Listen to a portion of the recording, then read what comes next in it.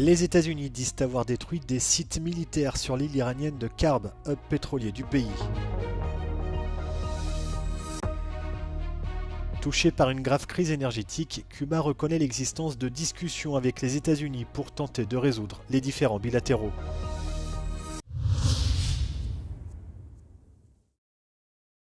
Les États-Unis disent avoir détruit des sites militaires sur l'île iranienne de Karg, hub pétrolier du pays. Selon l'Iran, aucune infrastructure pétrolière n'a été endommagée. Téhéran a toutefois averti Washington que si celle-ci venait à être ciblée, des attaques contre des entreprises liées aux États-Unis dans la région seraient menées. Dans le même temps, les frappes américaines et israéliennes sur l'Iran se poursuivent, tout comme les attaques de représailles iraniennes contre les États voisins du Golfe. L'Iran continue également de mettre la pression sur l'économie mondiale en bloquant le détroit d'Ormuz. Mais Donald Trump affirme que la marine américaine s'apprête à escorter les pétroliers à travers cette voie navigable stratégique. Un drone a par ailleurs frappé l'ambassade américaine à Bagdad samedi. L'attaque a eu lieu peu après que 2 combattants soutenus par l'Iran ont été tués lors de frappes sur la capitale irakienne. Les dirigeants de l'Union européenne condamnent l'assouplissement des sanctions américaines sur le pétrole russe. Washington a décidé jeudi d'autoriser pendant un mois l'achat de pétrole russe bloqué sur les navires en mer, alors que le conflit au Moyen-Orient a fait exploser le prix du baril. Noch einmal, wir halten das für falsch. Es gibt im Augenblick ein Preisproblem, aber kein Mengenproblem. Les arguments du chancelier allemand ont été repris par le président du Conseil européen, Antonio Costa. Dans un message publié sur X, ce dernier qualifie l'assouplissement des sanctions américaines de très préoccupant. Selon Antonio Costa, cette décision a un véritable impact sur la sécurité européenne. Dans le même sens, le président ukrainien Volodymyr Zelensky a déclaré lors d'une visite à Paris que cette dérogation temporaire accordée par Washington ne favorise pas la paix en Ukraine.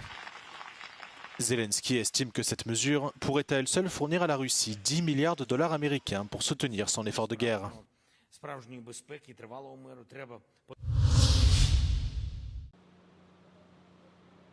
Touché par une grave crise énergétique, Cuba reconnaît l'existence de discussions avec les États-Unis pour tenter de résoudre les différends bilatéraux.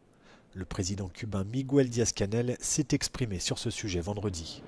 Estas conversaciones han estado orientadas a buscar soluciones por la vía del diálogo a las diferencias bilaterales que tenemos entre las dos naciones. Hay factores internacionales que han facilitado estos intercambios. Depuis plusieurs semaines, Cuba est en proie à des coupures de courant généralisées et des pénuries de carburant qui impactent l'économie de l'île et ses services de base. Le président cubain pointe le blocus américain et évoque des problèmes dans les transports, les communications et les soins de santé. Des milliers d'opérations chirurgicales ont notamment dû être reportées. Selon Miguel Díaz-Canel, les discussions entre La Havane et Washington visent à identifier d'éventuels domaines de coopération qui pourraient permettre d'améliorer la situation. En signe de bonne volonté, Cuba a annoncé la libération prochaine de 51 prisonniers. La NASA a donné son feu vert pour un lancement en avril d'une fusée transportant 4 astronautes pour un survol de la Lune. Cette mission, qui a été retardée par une série de réparations, sera le premier voyage de l'humanité vers l'astre lunaire depuis plus de 50 ans.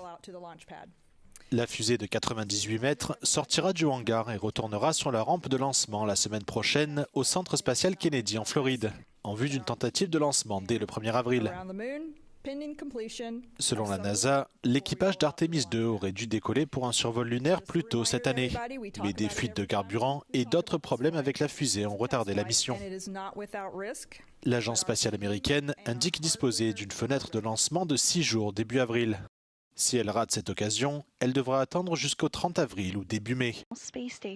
En février, la NASA a annoncé une refonte majeure du programme Artemis, afin d'accélérer les missions tout en réduisant les risques. L'agence espère ramener des astronautes sur le sol lunaire d'ici 2028.